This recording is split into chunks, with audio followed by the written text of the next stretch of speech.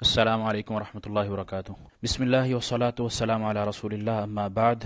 ریاض الصالحین کا باب الصبر، آج حدیث نمبر 49 ہے۔ وعن ابی ہریرہ رضی اللہ عنہ قال، سیدنا ابو ہریرہ رضی اللہ تعالی عنہ بیان کرتے ہیں، قال رسول اللہ صلی اللہ علیہ وسلم کہ رسول اللہ صلی اللہ علیہ وسلم نے فرمایا، ما یزال البلاء بالمؤمن والمؤمنۃ فی نفسہ وولدہ ومالہ، مومن مرد اور مومن عورت پر اس کی جان، اولاد اور مال میں آزمائش آتی رہتی ہے، تکلیف آتی رہتی ہے، حتیٰ یلق اللہ تعالی، یہاں تک کہ وہ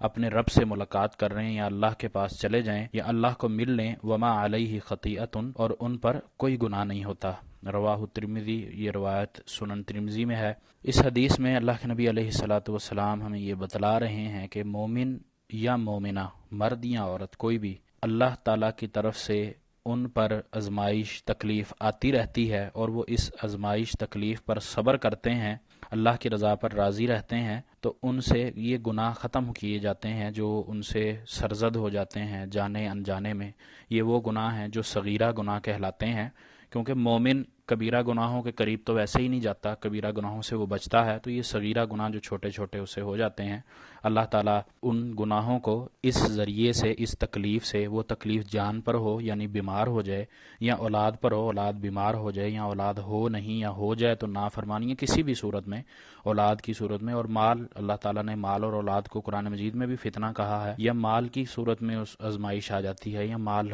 نہ ملے اس کو یا زیادہ مل جائے، اور اس طرح کی چیزوں میں اللہ تعالیٰ کے ہاں سے اس کی آزمائش کی جاتی ہے، اور وہ اس آزمائش میں اگر ثابت قدم رہتا ہے، صبر کرتا ہے، کسی بھی کیفیت میں، وہ زیادتی ہو یا کمی ہو، دونوں کیفیت میں اگر وہ صبر کرتا ہے، اگر زیادتی ہے تو اللہ کے راستے میں خرچ کرتا ہے، اگر کمی ہے تو اس پہ صبر کرتا ہے، شکر کرتا ہے، اللہ سے مانگتا ہے، تو ایسی صورت میں اس کے گناہ معاف کر دیے جاتے ہیں جب وہ اللہ سے ملاقات کرتا ہے، اور وہ اللہ کے ہاں سرخرو ہو جاتا ہے، صرف اس وجہ سے کہ اس کا ایمان پختہ ہو جاتا ہے، وہ ان ساری مصیبت اور مشقتوں پر صبر کرتا ہے۔ اس سے اگلی حدیث، حدیث نمبر 50، وعن ابن عباس رضی اللہ عنہما قال، سیدنا ابن عباس رضی اللہ تعالی عنہ بیان کرتے ہیں، قال قدیم عیینہ بن حسین، کہتے ہیں کہ عیینہ بن حسین جب آئے، فنزل علی بن اخیہ الحر بن قیس، تو وہ اپنے بھتیجے حر بن قیس کے پاس ٹھہرے، وکان من النفر، ان لوگوں میں سے تھے، الذین یدنیہم عمر رضی اللہ عنہ، جو سیدنا عمر رضی اللہ عنہ کے قریب تھے، اس وقت سیدنا عمر خلیفہ وقت ہوا کرتے تھے، وکان القراء، اور یہ ان میں سے تھے جو قاری تھے، عالم تھے، اصحاب مجلس عمر رضی اللہ عنہ، کیونکہ سیدنا عمر کی جو مجلس ہوتی تھی وہ انہی لوگوں پر مشتمل ہوتی تھی، علماء پر مشتمل ہوتی تھی، قاریوں پر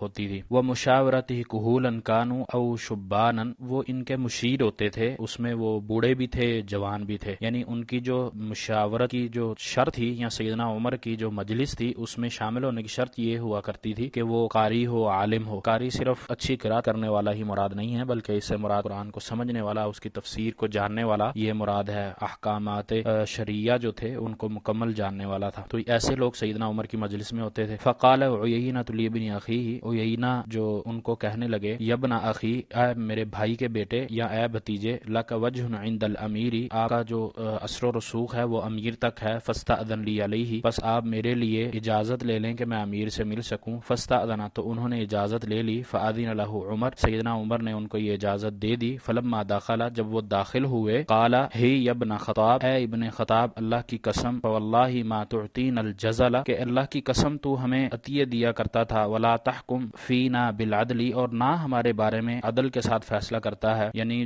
ان کا کہنا یہ تھا کہ آپ، اے سیدنا عمر رضی اللہ عنہ، اللہ کی قسم آپ ہمیں نہ عطیہ دیتے ہیں، یعنی نہ ہدیہ دیتے ہیں، اور نہ ہی ہمارے درمیان عدل سے فیصلہ کرتے ہیں۔ فغضب عمر رضی اللہ عنہ، جب یہ سنا سیدنا عمر رضی اللہ عنہ ناراض ہو گئے، غصے میں آ گئے، حتی ہم ان یوقع بہ، یہاں تک کہ آپ نے اسے مارنے کا ارادہ کر لیا، اس کو سزا دینے کا ارادہ کر لیا۔ فقال لہ الحر، یہ حر جو تھے سیدنا حر بن قیس رضی اللہ عنہ، وہ کہنے لگے، یا امیر المؤمنین، اے امیر المؤمنین، ان اللہ تعالی، بے شک اللہ تعالی فرماتا ہے، قال للنبی صلی اللہ علیہ وسلم، نبی صلی اللہ علیہ وسلم کو ارشاد فرما رہا ہے، خذ العفو وامر بالعرف واعرض عن الجاہلین، کہ عفو درگزر کریں، نیکی کا حکم دیں اور جاہلوں سے اعراض کریں، جاہلوں سے دور رہیں۔ وَإِنَّ هَذَا مِنَ الْجَاهِلِينَ، بے شک یہ جاہلوں میں سے ہے، یعنی اپنے چچا کے بارے میں کہہ رہے ہیں، عیینہ کے بارے میں کہتے ہیں کہ بے شک یہ جاہلوں سے ہے۔ فَوَاللَّهِ مَا جَاوَزَهَا عُمَرُ حِينَ تَلَاهَا، تو جب سیدنا عمر رضی اللہ تعالیٰ عنہ نے یہ آیت سنی، اللہ کا حکم سنا، تو اس کے بعد آپ نے اس سے تجاوز نہیں کیا۔ وَكَانَ وَقَافًا عِنْدَ كِتَابِ اللَّهِ تعالیٰ، اور آپ رضی اللہ عنہ اللہ کے اس حکم کے پر رک گئے، کھڑے ہو گئے۔ رواہ البخاری، یہ بخاری کی روایت ہے۔ اس حدیث میں ہمیں کچھ چیزوں کا درس مل رہا ہے۔ پہلی چیز یہ کہ جو بادشاہ یا خلیفہ وقت یا حکومت میں جو بندہ ہوتا ہے، وہ اپنے مشیران حضرات کو شرعی علم کی بنیاد پر اپنی مجلس کو بنائے، اس میں علماء کا ہونا چاہیے جو صحیح شرعی علم رکھتے ہیں۔ اسی طرح یہ خلفاء راشدین کے یہی مجلس کا اور یہی ان کے خلافت کا طریقہ کار ہوتا تھا۔ اس کے بعد جیسے پہلے بتایا کہ قاری حضرات آج کل ہمارے جو صرف اچھی تلاوت یا اچھی آواز کر لے اس کو ہم قاری کہتے ہیں، جبکہ ایسا نہیں ہے۔ صحابہ کے دور میں قاری اسے سمجھا جاتا تھا جو قرات کے ساتھ ساتھ اچھے مخارج کے ساتھ ساتھ تجوید کے ساتھ ساتھ اس کے احکامات بھی جانتا تھا کہ اللہ تعالیٰ کیا فرما رہے ہیں، اس کی تشریح کیا ہے، نبی علیہ الصلوۃ والسلام نے ان آیات سے ہمیں کیا بتلایا ہے، کیا سکھایا ہے، تو یہ وہ ان ساری چیزوں کو جانتے تھے، یعنی عالم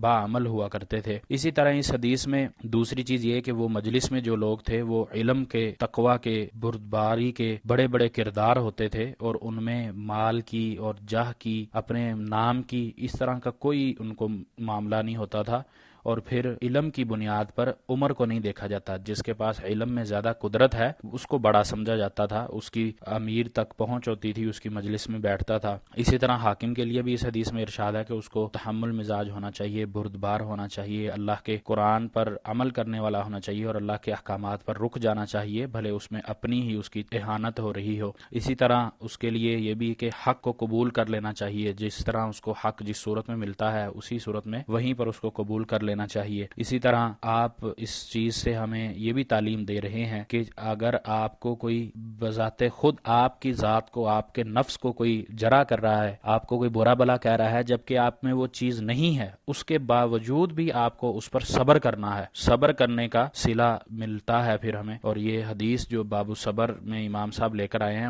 وہ بھی اس کی وجہ بھی یہی ہے، اس کا سبب بھی یہی ہے کہ اس حدیث میں بھی صبر کی تلقین کی گئی ہے، جبکہ سیدنا عمر رضی اللہ تعالیٰ عنہ کے سامنے وہ چیز بیان کی جا رہی ہے جو ان میں تھی نہیں، جو اس طرح، کیونکہ وہ عدل کرنے والے تھے، اس میں کوئی شک نہیں ہے، اس کے باوجود ان کے سامنے یہ بات کہی گئی تو ظاہری سی بات ہے یہ غصہ آنے والی بات تھی، لیکن انہوں نے اللہ کا حکم جب آ گیا، اللہ کے حکم کے بعد انہوں نے اس چیز پر صبر کیا۔ اللہ تعالیٰ سے دعا ہے کہ اللہ تعالیٰ ہمیں صحیح سمجھ کر عمل کرنے کی توفیق عطا فرمائے اور ہم سے دین پر عمل کر کے دین پھیلانے کی توفیق عطا فرمائے۔ وما توفیقی الا باللہ، علیہ توکلت و الیہ انیب۔